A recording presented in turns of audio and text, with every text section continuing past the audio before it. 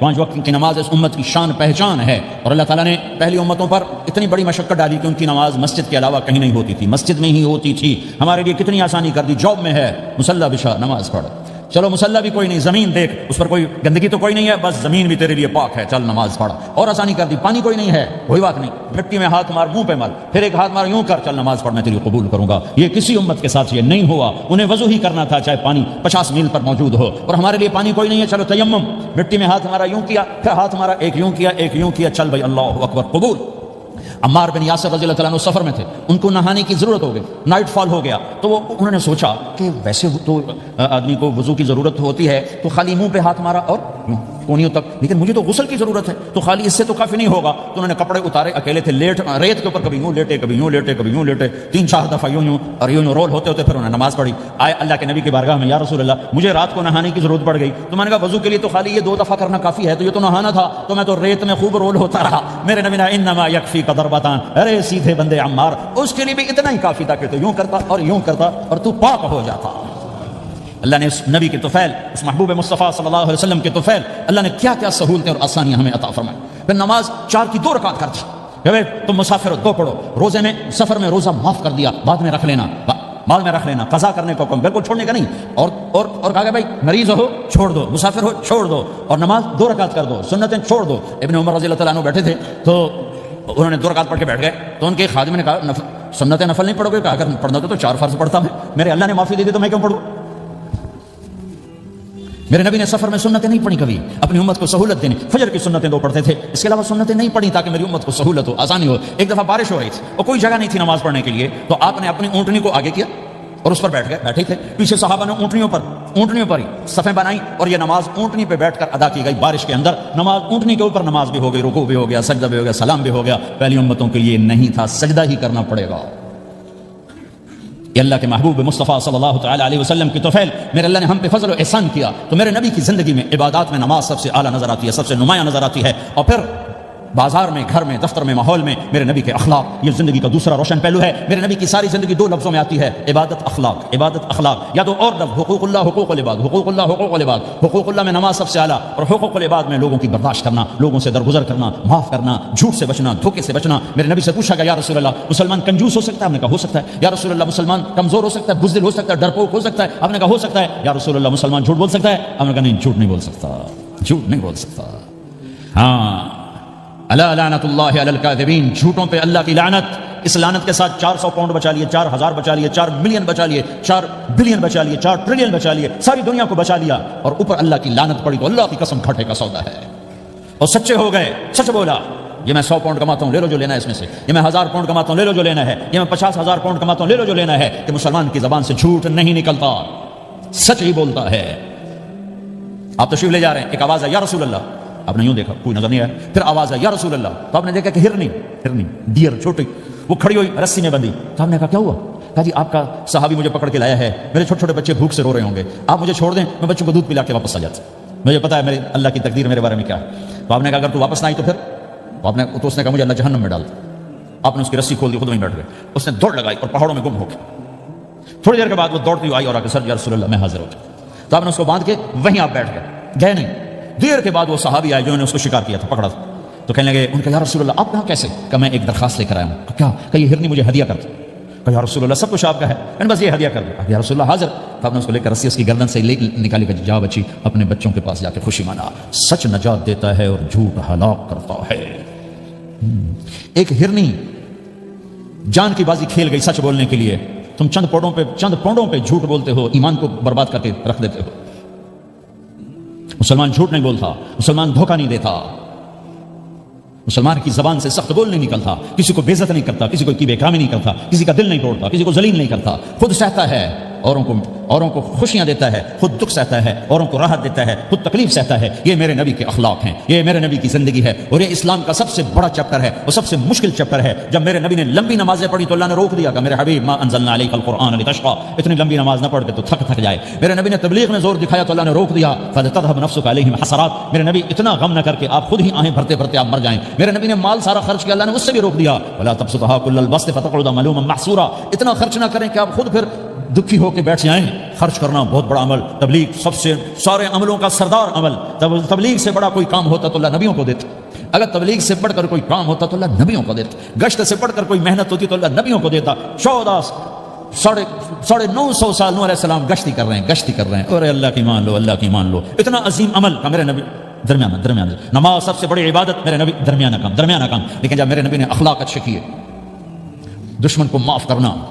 ایک آدمی آپ سوئے ہوئے تھے, آپ کی تلوار لٹکی تھی, ایک آدمی آیا, اس نے آپ کی تلوار اتاری اور یوں ہماری پسلی میں, آپ اٹھ کے بیٹھ گئے. اب وہ قتل کے ارادے کے لیے آ چکا ہے اور تلوار یہاں ہے. کہتا من یمنعک منی, اب بول تمہیں کون بچائے گا؟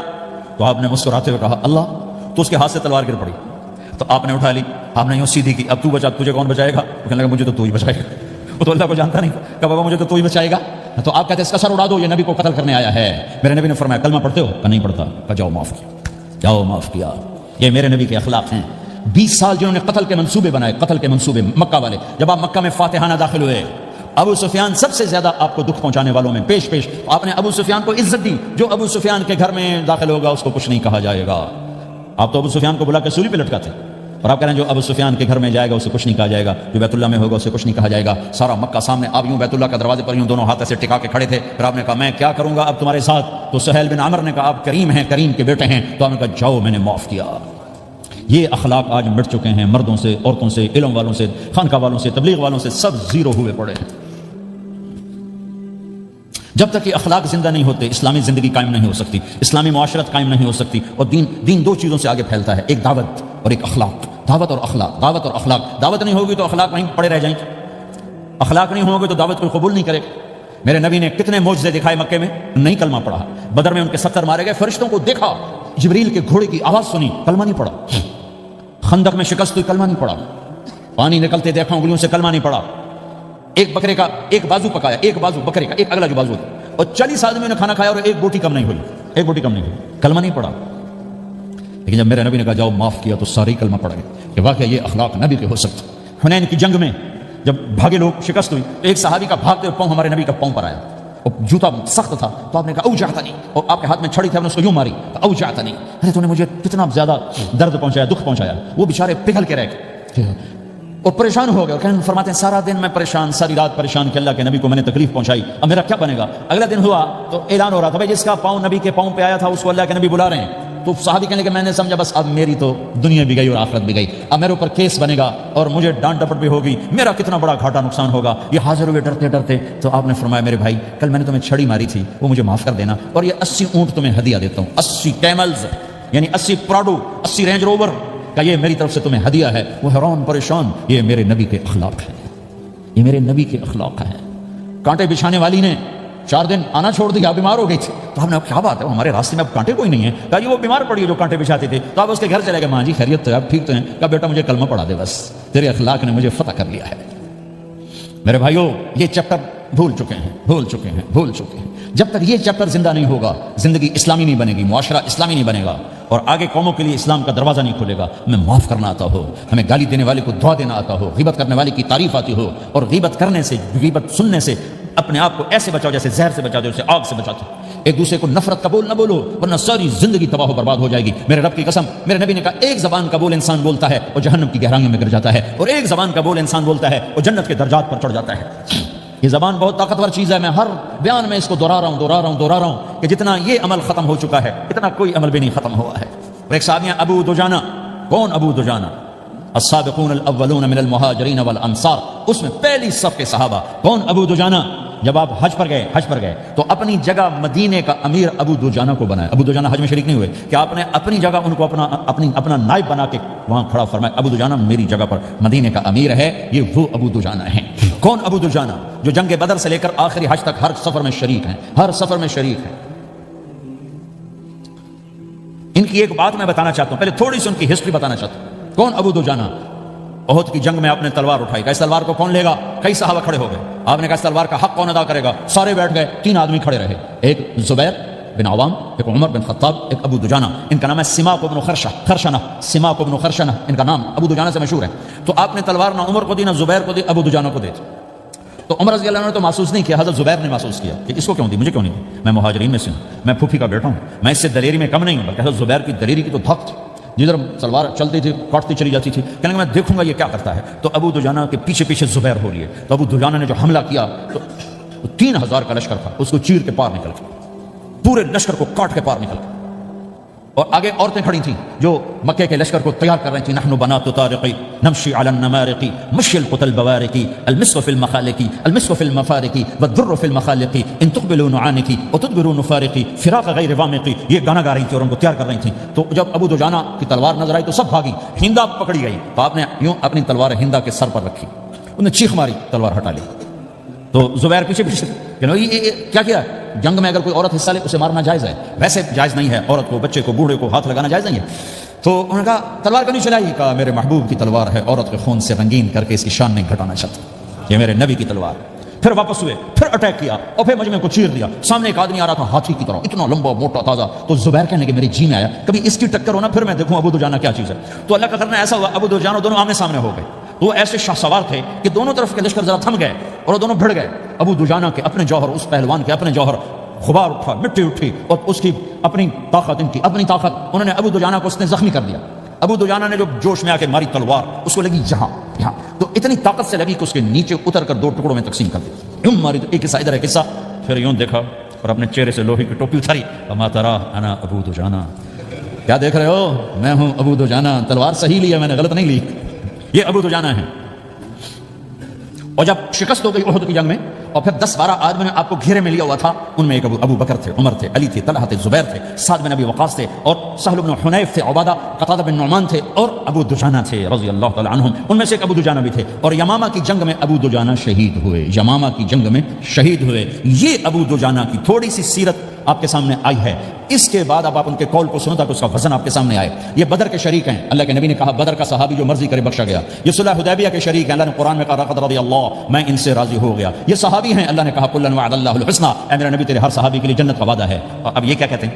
یہ کیا کہتے ہیں لوگو؟ ان ارجع عملی عند، لوگو میرے پاس، ابو دجانہ میرے پاس بخشش کا سب سے بڑا عمل جانتے ہو کیا ہے؟